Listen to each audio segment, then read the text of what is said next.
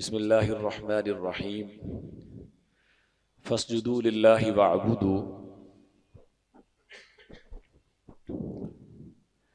सैयदना रबिया बिन काब असलमी रदियल्लाहु अन सादा से और दरवेश से सहाबी थे। फैमिली बैकग्राउंड नहीं था, कोई फैमिली और ख़ानदान नहीं था। असहाबे सुफ़ा में मस्जिद नबी के अंदर रहा करते थे। नबी करीम सल्लल्लाहु अलैहि वसल्लम की खिदमत का जज्बा बहुत ज़्यादा था, इसलिए आपके लिए आम तौर पे वज़ू के पानी का अहतमाम किया करते थे। जब आपने वज़ू फरमाना होता तो सैयदना रबिया रदियल्लाहु अन्हु आपके लिए वज़ू का पानी लेकर के आते। ये इनका मामूल था। एक दफ़ा इसी तरह इन्होंने रसूल करीम सल्लल्लाहु अलैहि वसल्लम के लिए वज़ू के पानी का अहतमाम किया तो नबी करीम सल्लल्लाहु अलैहि वसल्लम को इन पर बड़ा प्यार आया। तो आपने फिर इनसे कहा कि सल माशेता, कुछ अगर मांगना चाहते हो तो मांगो। कुर्बान जाऊं सहाबा किराम रज़ियल्लाहु अन्हुम के हुस्ने इंतखाब पे और हुस्ने सवाल पे। हमारे जैसा कोई कम ज़रफ़ होता तो यकीनन कोई दुनिया की कोई चीज़ मांगता, दुनिया की कोई नेमतें मांगता, दुनिया की आसानी और आसाइश का सवाल करता। लेकिन ये चीज़ें सहाबा किराम रज़ियल्लाहु अन्हुम की निगाह में बिल्कुल मामूली और हेज थी। इसलिए सैयदना रबिया बिन काब रज़ियल्लाहु अन्हु कहने लगे, या रसूल अल्लाह अस्अलुका मुराफ़क़तक फ़िल जन्नह।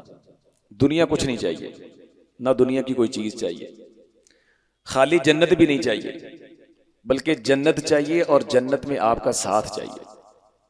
ठीक है, जिस तरह दुनिया में अल्लाह ने यह सादत बख्शी है कि अल्लाह ने आपकी मैयत, सोहबत और साथ और रफ़ाकत से नवाजा है, यही एजाज़ अल्लाह जन्नत में भी दे दे, जन्नत भी दे और साथ आपकी सोहबत और रफ़ाकत भी दे दे। तो नबी करीम सल्लल्लाहु अलैहि वसल्लम ने फरमाया, बहुत बड़ा सवाल किया। अंबिया की सोहबत और रफ़ाकत मिल जाए बड़ा अल्लाह का इनाम है, लेकिन इमामुल अंबिया और कायनात के सरदार की सोहबत और रफ़ाकत सबसे बड़ा एजाज़ है। तो आप सल्लल्लाहु अलैहि वसल्लम ने फरमाया, ये एजाज़ मिल जाएगा, लेकिन उसके लिए मेहनत करनी पड़ेगी, कोशिश करनी पड़ेगी। फिर आपने उनको वो तरीका बताया जिसके ज़रिए वो रसूल करीम सल्लल्लाहु अलैहि वसल्लम की रिफ़ाकत हासिल कर सकेंगे। तो आपने फरमाया, फ़अइन्नी अला नफ्सिका बिकसरतिस सुजूद। इस मामले में फिर बहुत ज़्यादा सजदे करके मेरे साथ तामुन करो। जब कसरत के साथ तुम सजदे करोगे, नवाफिल का एहतमाम करोगे, अल्लाह की बारगाह में उसके हुजूर अपनी जबीन को झुका दिया करोगे, ज़मीन पे माथा टेक दिया करोगे, उससे तुम्हें अल्लाह का कुर्ब मिलेगा। और ये अल्लाह का कुर्ब फिर तुम्हें जन्नत में मेरी रिफ़ाकत दिला देगा। तो वो या रसूल करीम सल्लल्लाहु अलैहि वसल्लम की रिफ़ाकत और आपकी सोहबत के हुसूल का ये एक नुस्खा रसूल करीम सल्लल्लाहु अलैहि वसल्लम ने बताया है हमें। हम भी अक्सर जिसको भी अल्लाह ताला ने रसूल करीम सल्लल्लाहु अलैहि वसल्लम की मोहब्बत से नवाजा है, आपके मुकाम और मर्तबे से आशना है, वो एक ख्वाहिश ज़रूर रखता है, उसकी तमन्ना ज़रूर है कि जन्नत में रसूल करीम सल्लल्लाहु अलैहि वसल्लम का साथ मिल जाए। लेकिन उस साथ के हुसूल के लिए हमारी तगो दो कोशिशों कावश कितनी है, ना होने के बराबर। हालांकि सहाबा किराम रज़ियल्लाहु अन्हुम जिनके शब रोज अल्लाह की इताअत फरमा बरदारी में गुजरते थे, रसूल करीम सल्लल्लाहु अलैहि वसल्लम के इतने फरमा बरदार थे कि आपके इशारा अबरू पे हर चीज कुर्बान करने के लिए तैयार थे। वो तो आपके कहने पे अपनी बीवियों को पेश कर देते। रसूल करीम सल्लल्लाहु अलैहि वसल्लम ने दो मुसलमानों को, अंसार और मुहाजिरीन को आपस में भाई बनाया, तो साद बिन रबी रज़ियल्लाहु अन्हु ने अपने मुहाजिर भाई के लिए अपनी बीवी भी पेश कर दी। तुझे अल्लाह के रसूल ने मेरा भाई बनाया है, मेरी दो बीवियां हैं, अब उनमें से मैं अपनी मर्जी से एक बीवी नहीं मुंतखब करूंगा, तुम दोनों को देख लो, जो तुम्हें अच्छी लगे मुझे बता दो, मैं उसे तलाक दे दूंगा, इद्दत गुजरेगी, तुम उससे शादी कर ले। किस लिए था? कि अल्लाह के रसूल ने इसको मेरा भाई बनाया। यह सहाबा किराम रज़ियल्लाहु अन्हुम का जज्बा और इताअत फरमा बरदारी था। यानी इस कदर वो इताअत फरमा बरदारी में आगे थे। इसके बावजूद रसूल करीम सल्लल्लाहु अलैहि वसल्लम ने नहीं कहा कोई मसला ही नहीं है, जन्नत में भी तुम मेरे साथ ही हो, बल्कि फरमाया इसके लिए मेहनत करनी पड़ेगी, कोशिश और कावश करनी पड़ेगी, और कसरत के साथ सजदे करो, नवाफिल का एहतमाम करो। तो हजरात ये रमज़ान मुबारक का महीना है, अल्लाह के कुर्ब के हुसूल का महीना है, जन्नत के हुसूल का महीना है। और अगर इसके साथ हम रमज़ान के अंदर ये टारगेट और गोल भी मुकर्रर कर लें कि इंशाअल्लाह मैंने इस रमज़ान में ये कोशिश करनी है कि मैंने रसूलुल्लाह सल्लल्लाहु अलैहि वसल्लम की मैयत और साथ हासिल करना, तो फिर आप ये टारगेट और गोल तय करके स्पेशल तौर पर नवाफिल का अहतमाम करें, कसरत से सजदे करें अल्लाह के हुजूर, ठीक है। सजदे से मुराद नवाफिल का अहतमाम, ठीक है, क्योंकि जो सजदा जो है ये बंदे को अल्लाह के सबसे ज्यादा करीब कर देता है, और अल्लाह को बंदा सबसे ज्यादा प्यारा उसी वक्त लगता है जब वो अपना माथा मिट्टी के साथ खाकलूद कर देता है। एक रिवायत के अंदर ये अल्फाज भी हैं, कुछ कमजोर है, लेकिन ये सही मुस्लिम की रिवायत तो बिल्कुल सही है कि अक़रबु मा यकूनुल अब्दु मिन रब्बिही व हुवा साजिद, कि बंदा सबसे ज्यादा अल्लाह के करीब उस वक्त होता है जब वो सजदे की हालत में होता है। इसलिए नबी करीम सल्लल्लाहु अलैहि वसल्लम ने कई एक अहादीस में हमें सजदों की तरगीब दिलाई है। सैयदना खालिद बिन अबी मादान रहमहुल्लाह ताबई हैं, वो कहते हैं कि मैं सैयदना सुबान रज़ी अल्लाहु अन्हु से मुलाकात की तो मैंने उनसे ये गुजारिश की कि अखबिरनी बिअमलिन अअमलुहु युदखिलुनी अल्लाहु बिहिल जन्नह, मुझे कोई अमल बता दें जो मैं करूं अल्लाह उसकी बरकत से, उसकी वजह से मुझे जन्नत में दाखिला दे। यह शक के अल्फाज हैं कि उन्होंने ये सवाल किया कि मुझे कोई ऐसा अमल बताएं जो अल्लाह को सबसे ज्यादा प्यारा हो। तो खालिद बिन अबी मादान कहते हैं कि मैं ये सवाल जब मैंने किया तो मैं खामोश, सदर थे सुबान ने कोई जवाब नहीं दिया। तो कहते मैंने फिर यही सवाल किया, उन्होंने पूरी खामोशी इख्तियार की। जब मैंने तीसरी बार ये सवाल किया तो उन्होंने फिर जवाब ये दिया, अलैका बिकसरतिस सुजूद,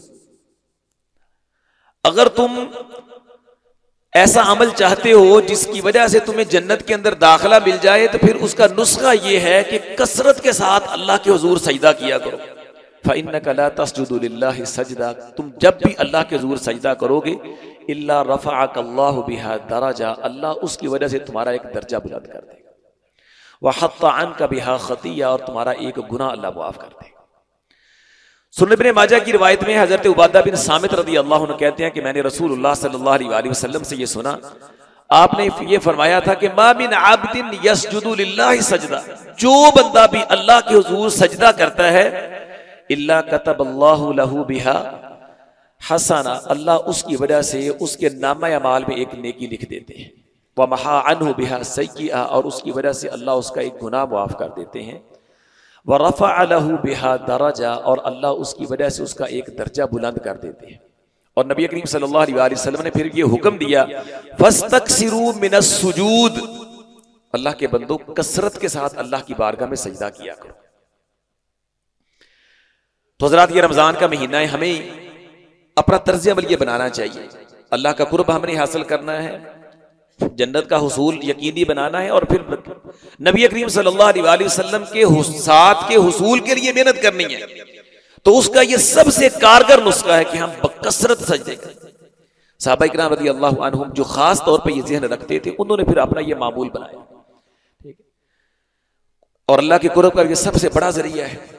यार दुनिया के अंदर जब आप किसी के सामने को रिक्वेस्ट और दरखास्त करते हैं और वो आपकी बात नहीं मानता है, तो फिर आप उसकी मिन्नत समाजत करते हुए बाज़ औक़ात अपने सर की टोपी और पगड़ी उतार के उसके कदमों में रख देते।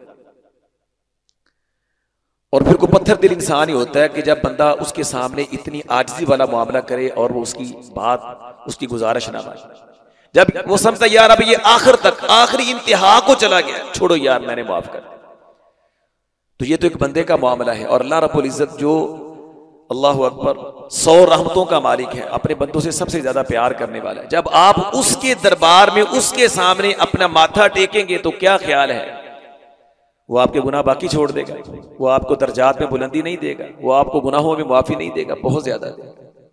और बल्कि अल्लाह ताला आपके माथे पे पड़े हुए सजदे के निशान का आखिर दम तक लिहाज रखेगा। नबी करीम सल्लल्लाहु अलैहि वसल्लम ने फरमाया, अगर कोई मोमिन गुनाहगार जहन्नम में चला गया है ना, जहन्नम की आग बहुत सख्त है, दुनिया से 69 गुना ज्यादा शदीद और सख्त है। अल्लाह हम सबको महफूज फरमाए, हर चीज को खत्म करके रख देगी, लेकिन जहन्नम की आग सजदे के निशानात को खा नहीं सकेगी। तूने अपने रब की कदर करते हुए उसके सामने अपने माथा टेका है और तेरे माथे पे सजदे का निशान है, तेरे अल्लाह को तेरे इस निशान का इतना हया और लिहाज है। ठीक है, अल्लाह अकबर, इतनी अजीम ये इबादत है। तो हजरात आपको यानी कि ना बताना ये मकसूद है कि हमने दीगर जहां बहुत सारी नेकियां की हैं वहां इसको अपने टारगेट के अंदर शामिल करें। रमजान तेजी के साथ गुजर रहा है, 12 रोजे तकरीबन आज हम मुकम्मल करने वाले हैं। ठीक है, 17-18 दिन हमारे पास गनीमत के रह गए हैं। तो जो कुछ नेकी हम कर चुके हैं अल्लाह अपनी बारगाह में कबूल फरमाए। ठीक है, और जो हमसे कमी कोताही रह गई अब उसको दूर करें और अपनी नेकियों के अंदर खास तौर पे नवाफिल को, कसरत सजूद को शामिल करें ताकि हम ये बड़ा टारगेट हासिल कर सकें। अल्लाह हमें इसमें कामयाबी अता फरमाए। वमा अलैया इल्लल बलाग।